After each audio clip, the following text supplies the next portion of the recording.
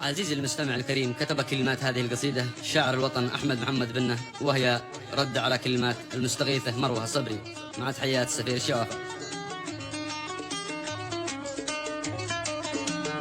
ابشري لبيك يا بنت الأكارم، في رجاجيل اليمن شد الحزام، عاد فينا من يغار على المحارم، شعبنا معروف في حرب وسلام. ابشري لبيك يا بنت الأكارم، في رجاجيل اليمن شد الحزام، عاد فينا من يغار على المحارم، شعبنا معروف في حرب وسلام.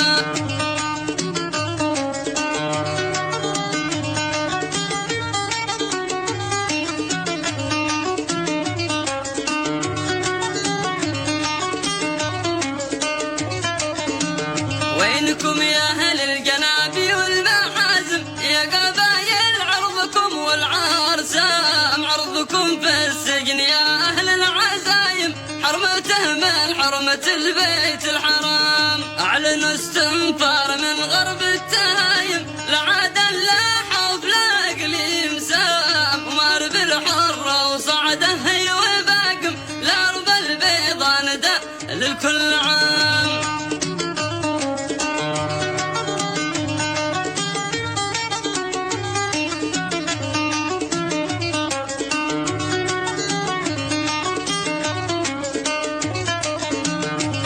بالحرة وصعده هي وباقم، لرب البيضاء ندى للكل عام، حد يافع للشبوه والكوازم، للجنوب الحر لا ديرة شباب، وحد يافع للشبوه والكوازم، للجنوب الحر لا ديرة شباب. في سجون المملكة يا كم ظالم، والحكومة حقنا تخشى الكلام.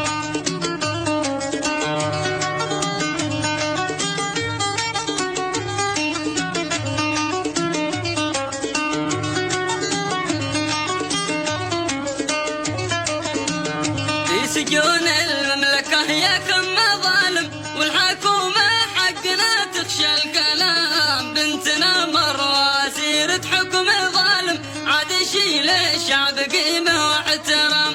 بنتنا مروة سيرة حكم ظالم، عاد يشيل الشعب قيمة واحترام.